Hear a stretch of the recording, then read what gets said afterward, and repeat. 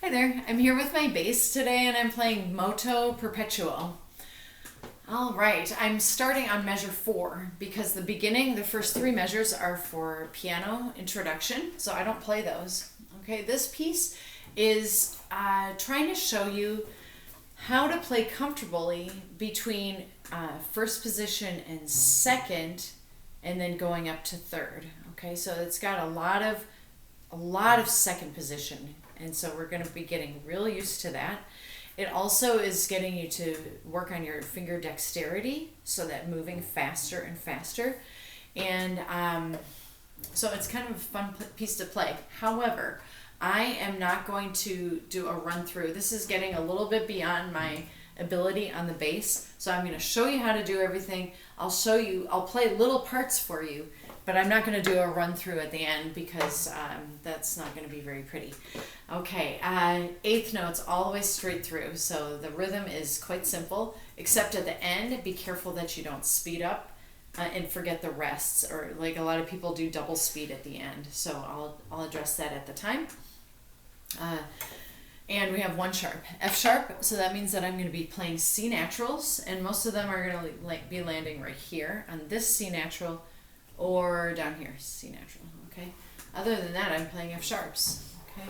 The beginning is pretty easy.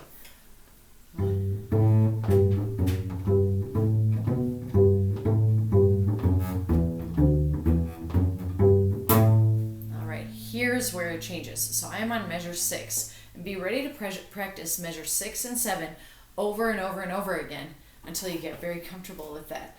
Here it is. So now, instead of playing, I need to go from B to C and B to D. Like I have to go back and forth. And so it doesn't make any sense. This would be bad shifting. Watch if I did B or A, B, C, B, D. That's too much moving around, okay? So what we want to learn on the bass is how to be economical with our shifting. We don't want to move around too much. So what I'm going to do is go A, B with my second finger, C natural with my fourth. And that is not a big stretch right there from 2 to 4. Be careful that you're not overstretching it. See how I overstretch? And that comes from the big stretch of first position. If I just move straight up, then I might overshoot that C. So just relax it. It's just small right there, okay? Okay. So that's my second position. Watch, I go A, B, C, B. Now I go to third position. D, C, natural, and then first, B, A, okay? So I'm going to practice that a few times. Second position, third, first, and again, A, I'm on measure 6 still, and I'm going to do it again.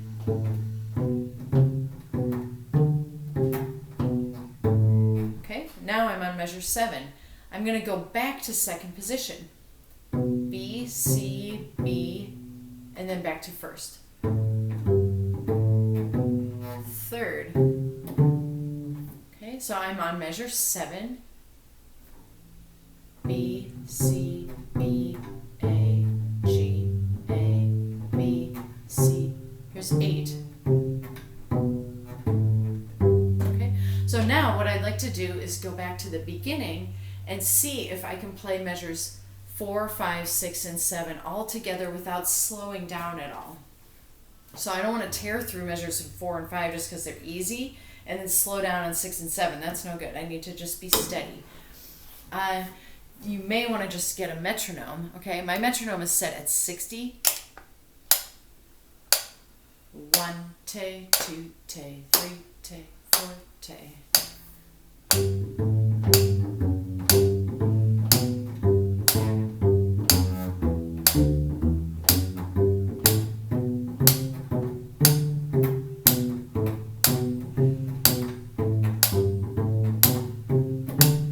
So you may want to practice that several times, even slower than that, until it's just really nice and solid at 60. Okay, now I'm going to go on to measure 8. So if you're practicing this, you may want to stop the video right now and just like get settled at the beginning, and then do this next section, okay? This is measure 8. So I'm in 3rd position, and I have these little, they're like little scales coming down. Dun, dun, dun, dun. Bum, bum, bum, bum. So here's D. That's just a D scale coming straight down. Now I start on C natural and come down. And now I start on B and come down. C natural, get that 2nd finger. And then A. C natural and, okay? So now what I want to do is practice that without the stops in between, okay? Because I stopped in between each measure and said something. So starting at 8, and why don't I get my metronome on again? Make sure that I'm super steady.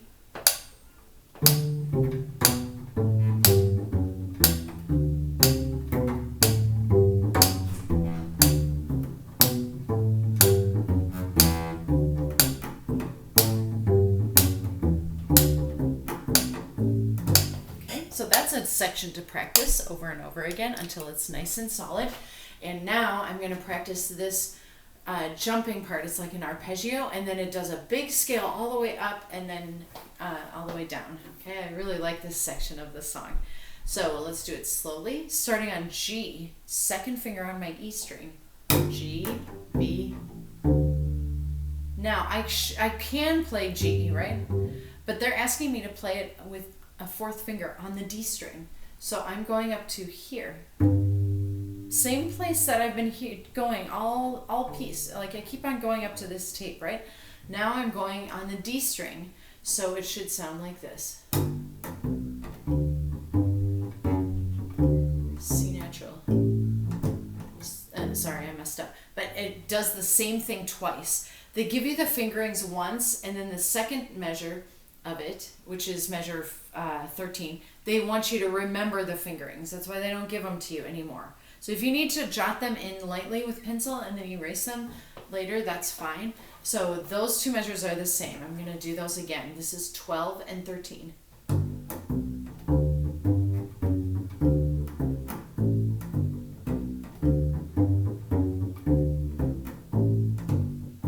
Okay, now I'm on 14, and I just do a scale all the way up.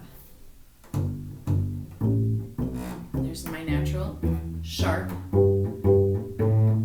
3rd position, 4th position, because this is C and D. Now I'm on E, F sharp, and now I play a harmonic G. I'm going to take my hand and just like kind of spread it out like that, and my G is going to hit with my 3rd finger and not touch. I'm not all the way down the fingerboard, I'm just touching it. That's my harmonic. And you typically do harmonics in music like this with your 3rd finger. Not when you're tuning. Don't get confused with those harmonics. But when you're up here, you should be using your 3rd finger usually. Now I come back to 5th position, F sharp, E, 3rd position, D, C, B, A. Did you notice I just hit every tape?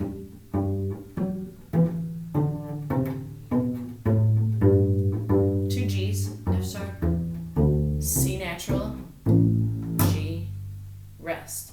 And the reason why those are so slower at the end is because we've been playing like 8th notes. So look at measure 17. 1 te, 2 te, 3 te, 4 te, 1 te, 2 te, 3 te, 4 te, 1. So they're slow, okay?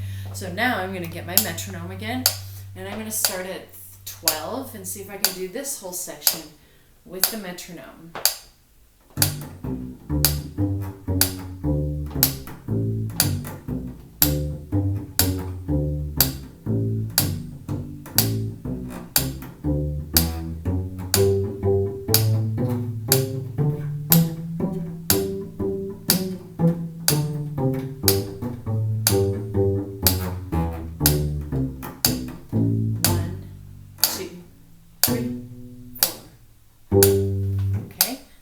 me mess up. I need to practice that more, that speed. Okay, now I'm going to get my bow, and my bow is just... Okay,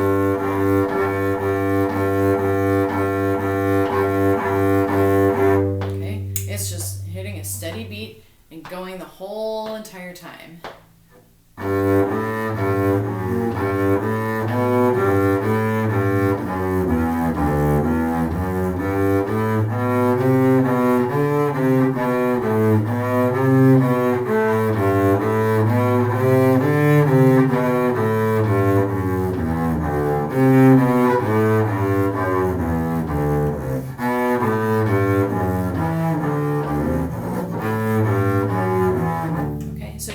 Did you hear I was trying to do a little bit of phrasing with it? I tried to go a little bit louder at the beginning of 8, 9, 10, and 11, and then I'm going to kind of do a crescendo going up to that harmonic.